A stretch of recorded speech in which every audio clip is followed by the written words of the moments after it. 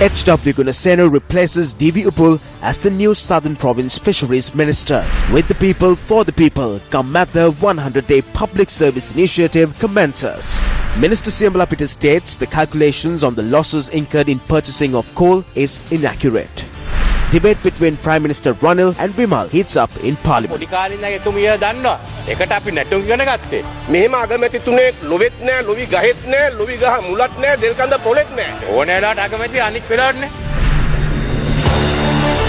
evening and welcome. This is News First Primetime News.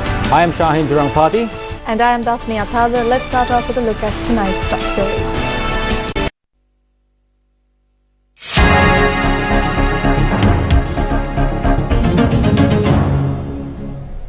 Hewawellage Gunasena took oath today as the Minister of the Southern Province. He took oath today before President Maithripala Sirisena. H.W. Gunasena was appointed as the Southern Provincial Minister of Fisheries, Livestock, Environment, Electricity and Rural Industries. This position was previously held by D.V. Uppal. The media unit of the Chief Minister of the Southern Province noted that with the new appointment being made, D.V. Uppal has decided to step down from his position. Views were expressed on the appointment of the new Southern Province Minister of Fisheries at two separate media briefings held today. As far as I know, I am still holding the ministerial position. I do not know based on what provincial council law another individual was sworn in. When new appointments are made, there is no precedent that the previous individual who was holding office is removed. When the person who was placed fifth on the preferential voting list is awarded this ministerial position, it is not politics, it is nepotism. The seniority, talent of the public representative, the enthusiasm and how that individual carries out his tasks, his loyalty to the party and the number of preferential votes that he received are considered when appointments are given. The number of votes is not the only factor considered when awarding posts.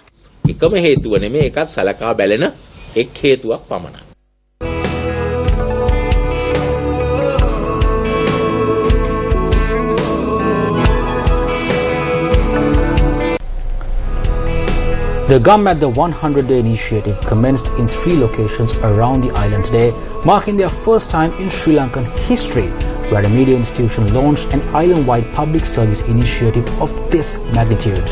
The sole objective of this initiative is to provide solutions for the issues faced by the people. With the people and for the people, this is Gammatha 100 Days. Renovation of the section of road from the Damanayaya junction to Alakolawaba on the Vayavala road in Dambulla, which has been neglected for nearly 2 decades, commenced under the Gammatha 100-day initiative today. Renovation activities on the road commenced following religious observances with the participation of a group including the top management of the Capital Maharaja Organisation Limited. State officials including the Dambulla Divisional Secretary, Dambulla Urban Commissioner and Technical Officer of the Dambulla Pradesh Sabha were present for the commencement of the renovation activities. Families which have been living here for generations have never seen a sight of development on this road.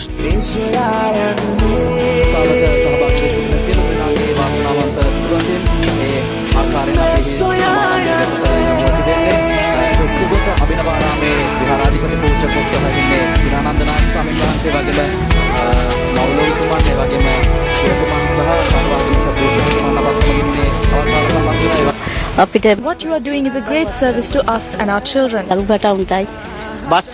Buses cannot travel here because of potholes. We were living under many hardships. You cannot place a price on the happiness I have after hearing that this road is being renovated. I am an expectant mother. We face a lot of difficulties when we have to travel to hospital. We are very happy that this road is being renovated for us.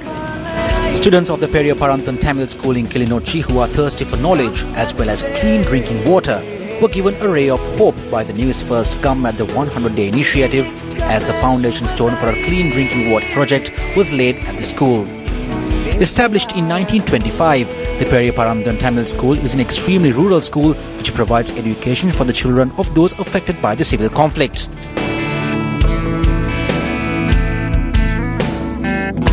During school hours, the children of the Periyaparandan Tamil School have to walk for miles to quench their thirst with a drop of water.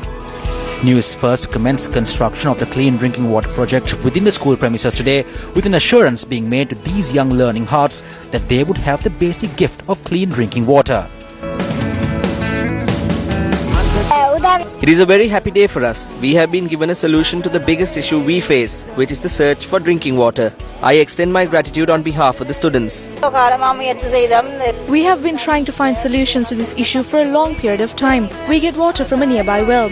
At times the children are forced to drink that water. I thank News First for identifying an issue like this and extending their hand for the sake of the development of our school. I thank the News First team for initiating a drinking water project for the school. Our children suffered for a long time without water to drink.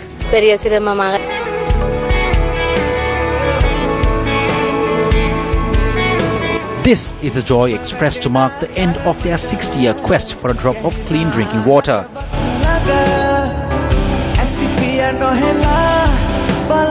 Borala is a village which sits atop a mountain in Valigama with all of its grandeur, but yet under rural conditions.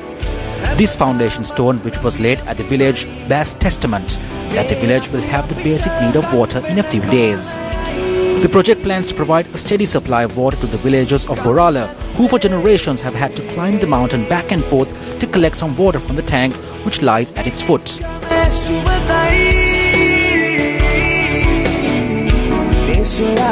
Not a single person ever came to look into our grievances. May you attain enlightenment for this service for our children, not us. For nearly 50 years we have been staring at the Borala River and climbing up and down the mountain.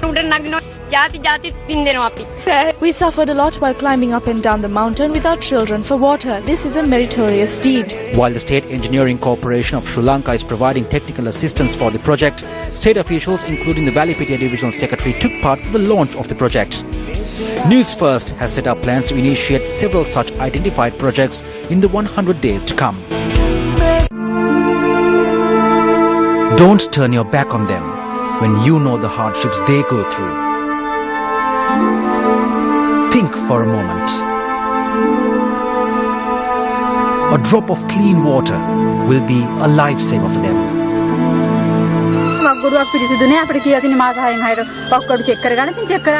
Kilometre 6ක් 7ක් යන්න ඕනි වතුර ටික ගේන්න. අපිට filter එකක් අදාලා වතුර ටිකක් ලබා දෙනවා නම් තමයි මේ වටින්නේ බුදු වෙනවා මේ වතුර ටිකක් දෙන මිනිස්සයා. The Gammadda 100-day initiative. With the people, for the people. We can't help everyone, but everyone can help someone. Minister of Power and Renewable Energy Ranjit Singh made a special statement in Parliament today regarding the controversial 2015 coal deal. According to the minister, the calculation of losses incurred as a result of this transaction are false. The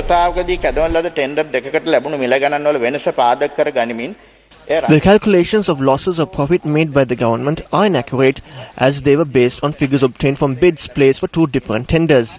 The loss incurred had been calculated by deducting the price received for a spot purchase from $58, which is the price given by a long-term supplier, and multiplying the difference by the amount of coal purchased. It is not difficult to understand how misleading it is. If by some chance the price of coal in the world market rose to $70, then we would deduct the price given to us by our long-term supplier and state that we incurred a profit.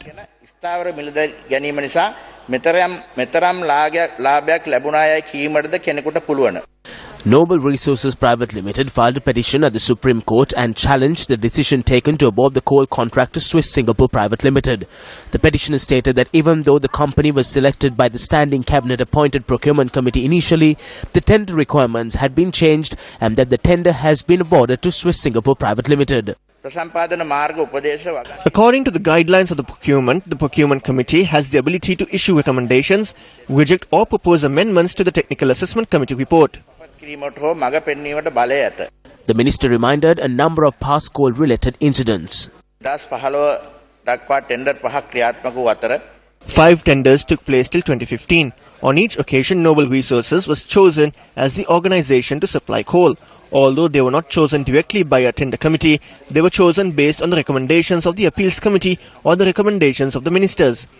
Finally, they became the sole supplier of coal for our power plants. In 2011, 2 shipments of coal were unable to be unloaded, and as a result we had to sell it at a loss. The loss incurred by the CEB amounted to 400 million rupees. In addition, due to the lack of coal in 2011, the power plant was inactive, causing damages worth 3.5 billion. In 2014-2015, a decision was reached to import a certain amount of coal. However, as this deal was broken, the CEB suffered another loss of 12.5 billion rupees. The minister stated that the 3-member committee appointed to look into the issue will submit their report on the 29th of this month, and that a reasonable time period will be provided, at the conclusion of which decisions will be taken based on the report. Based on an order made by the President, the Procurement Appeals Committee has provided its decision, and it clearly states that the way the tender was awarded to Swiss Singapore Private Limited is wrong.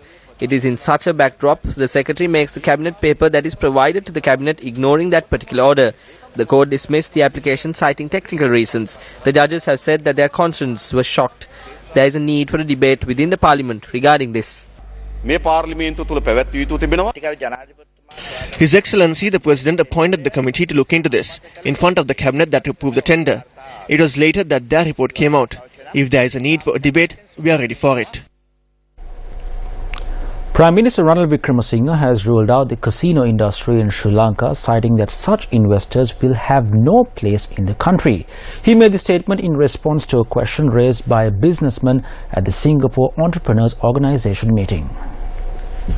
The meeting where the discussions on investment opportunities in Sri Lanka took place was attended by leading entrepreneurs in Singapore hailing from various sectors.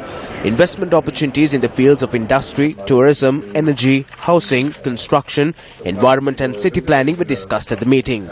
Thereafter, a memorandum of understanding was signed between the Surbana Jurong Private Limited of Singapore and Sri Lanka on drafting plans for megapolis development. During a visit to the Singapore River last evening, Prime Minister Wickremesinghe had noted that the process followed on cleaning the Singapore River will be used as an example to develop the Bere Lake and surrounding areas, where the experiences of those involved in that task will also be used. Does former President Chandrika Bandaranaike Kumaratunga head the Presidential Task Force on Reconciliation? This was a question raised by UPFA MP Vimal Veerawangsa in Parliament today.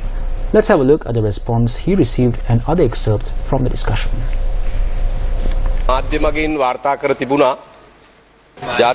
media reported that a presidential task force on reconciliation has been established and that it is headed by former President Chandrika Kumaratunga.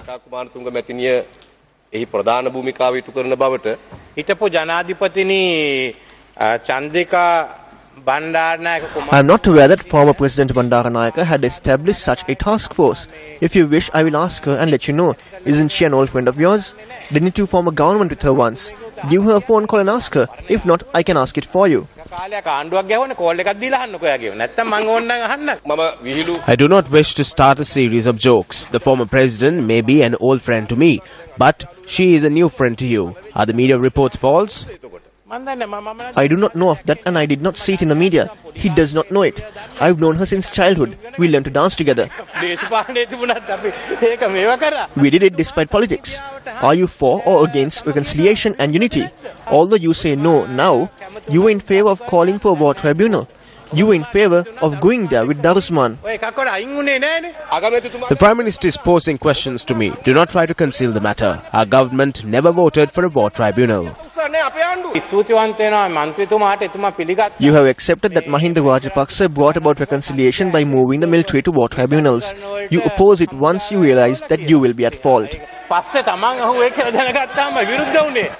I have to pose my third sub-question. I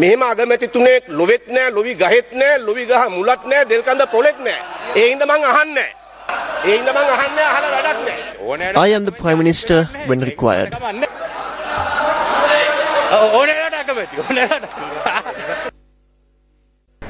Basil Rajapaksa, who was placed under remand custody over the purchase of aluminium rods with the use of funds allocated for the Dividagum project, continues to receive treatment at the Colombo National Hospital under the supervision of Presence doctors.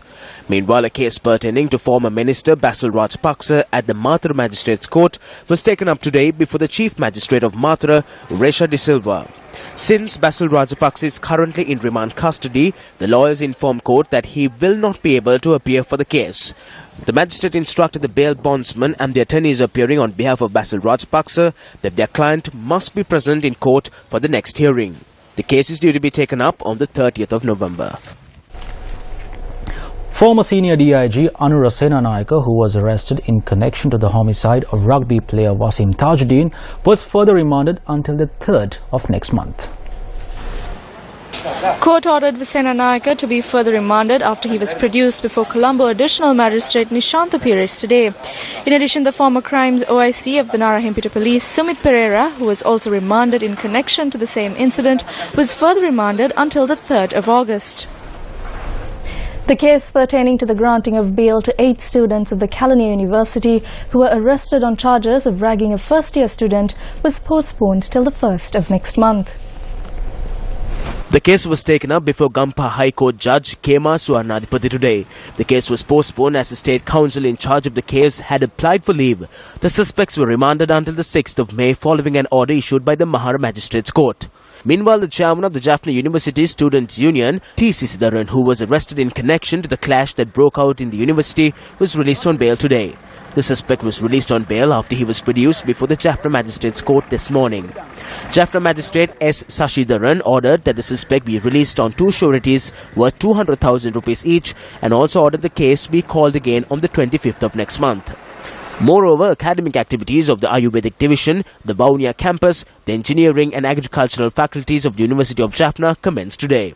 The Vice-Chancellor of the University, Professor Vasanthi Arsaratnam, said that the art, drama and music exams of the arts faculty will be held as expected on the 25th of this month and that the academic activities of the university will function with normalcy. Issuing a media release, the Colombo chapter of the Alumni Association of the University of Jaffna has called for reconciliation and harmony in the wake of the recent conflict which occurred at the Jaffna University. The media release was jointly signed by President of the Colombo chapter Kingsley Bernard, its Secretary M.B. Dasanayake and Treasurer G.M.K. Bandara. Issuing a press release, the association says that except for a period following the very unfortunate incidents which occurred in the past, which resulted in a temporary but unavoidable ceasing of full functionality, the university, which was inaugurated in 1974, has remained a fertile ground for proven and fruitful initiatives in national reconciliation. The release goes on to say that even in the face of attempts, mainly by outside parties, to blow things out of proportion, the truth was that no major incident occurred. The association says that for a community so diverse, it was indeed an admirable achievement. It is in this backdrop, the Alumni Association says it is saddened on hearing of the recent events occurring within the campus resulting in its temporary closure, as it appears to be a case of irresponsible behavior or misunderstanding on the part of one or more sections of the student community. The Colombo chapter of the Alumni Association of the University of Jaffna says that the need of the hour is reconciliation and harmony among all people who belong to this island and this university, where all communities should continue to be a role model to be emulated by others. The association appeals to all parties who are in any way involved to act responsibly, honor and respect each other's beliefs, develop tolerance and appreciation for the cultural heritage of the different communities, and learn to coexist in peace and harmony. Yes, on this occasion, reference is made to an incident that is said to have occurred at the University of Jaffna. We know that the incident has occurred, but it is very important for us to realize first, even discussing and disseminating information about this incident, that we are primarily Sri Lankan, that we may be Sri Lankan Tamil, Sri Lankan Sinhalese, Sri Lankan Muslim, or Sri Lankan any other burger or anything else, but the operative word, the fundamental premise being that we are Sri Lankan. We remember that whatever that may have been caused at the University of Jaffna, those children are sons and daughters of Mother Lanka. And it is very important for those children to get the message that we as a country are saying, what is important for us is to build from our diversity, within our diversity, to bring us to a unity. Minister Rauf Hakim expressed the following views at an event held in Jaffna yesterday. The former Attorney General of Sri Lanka, Shiva Pasupati, he says, I quote, I think it is better to avoid using the words genocide, federal constitution and amalgamation. In the current situation, it will become very difficult to find a solution if we talk about genocide. We need to forget about the past because there is no point in talking about genocide. Unfairness and discrimination and blaming the government. It would be very useful if we think how we can negotiate with government and bring a solution for the betterment of the whole country. We do not know whether we will get the similar opportunity again or not, and hence we should not miss this opportunity. Finally, what he says makes sense, but yet it will be very difficult to digest for people who suffered. The minister also expressed his views on the meetings he had with the LTTE leadership. I still remember the day I met the leader of the LTTE. We spoke for 3 or 4 hours in Tamil. The international community made Norway the mediator and gained the trust of both Sri Lanka and the LTTE. At that time, certain leaders from the south called the leadership of the LTTE and held meetings. There were deals that were reached with him. When the deals are violated, I get a phone call via Tamil Chelvam.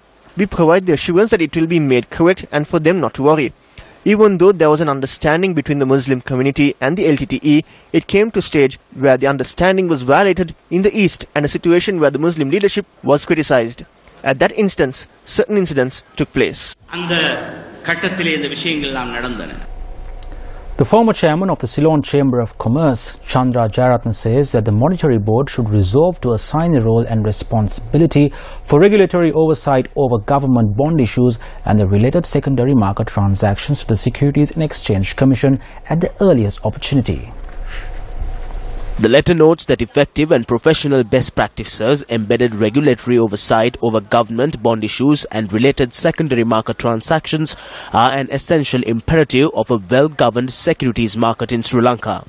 It notes that such a governance framework is also an essential investor right and adds that these rights need to be duly discharged through ensuring that all associated financial professionals and intermediary organizations are honest, fair, understanding, clear, accurate, complete and transparent. Whilst acknowledging that the Central Bank of Sri Lanka has competent professional and infrastructure support to provide the oversight framework as set out above, recent controversial bond issues related experiences have clearly demonstrated that the Central Bank suffers from definite conflicts of interest due to its role in being the primary issuer and manager of the government bond issues, being the effective manager and portfolio investor of the largest securities market player in Sri Lanka, the Employees Provident Fund.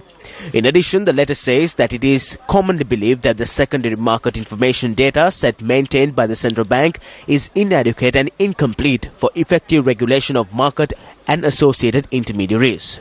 The letter notes that in the light of above, it is urged that the Monetary Board resolves to assign the role and responsibility for regulatory oversight over government bond issues and related secondary market transactions to the Securities and Exchange Commission at the earliest opportunity.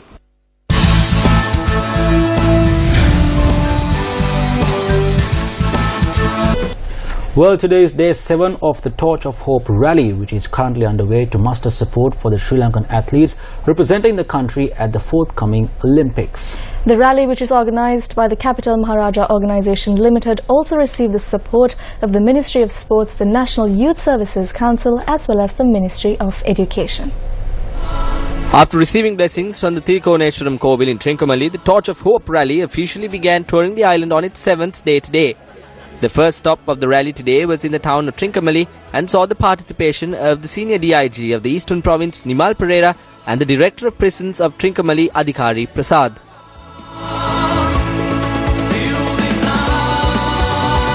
The torch ceremony, which began its journey this morning, received a gracious welcome as it passed the Trincomalee Vigneshwaran Mahavidyalaya. Next, the Torch of Hope near the town of Kantale, which saw the participation of kindergarten students who marched on with the Torch of Hope. Students of the Kantale Madhya Mahavidyalaya extended their wishes to the Torch of Hope as well. The welcoming ceremony, which was held at the Kantale Agrabodhi National School, saw large crowds gather, including students of schools as well as local government politicians. Passing the Kantale town, the Torch of Hope then arrived at the historic city of Polonnaruwa. The Torch of Hope received a warm welcome as it neared the Polonnaruwa train station. The torch was received by the Chief Inspector of Police of Polonnaruwa, MSS Farul, and the Polonnaruwa Additional District Secretary, MDS Ekanayaka.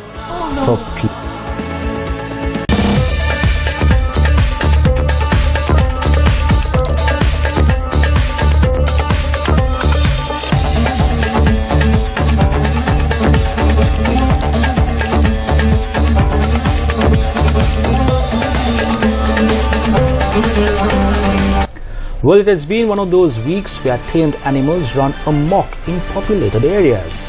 An elephant dressed in glitter and taking part in the final Randoli Perahara of the Devandara Sri Vishnu Devalaya was startled by the sound of fireworks while parading the street. Several people reportedly suffered minor injuries. We leave you tonight with footage of this tamed tusker running wild. I'm Shahan Jarampati. And I'm Dasni Athava. Have a very good night.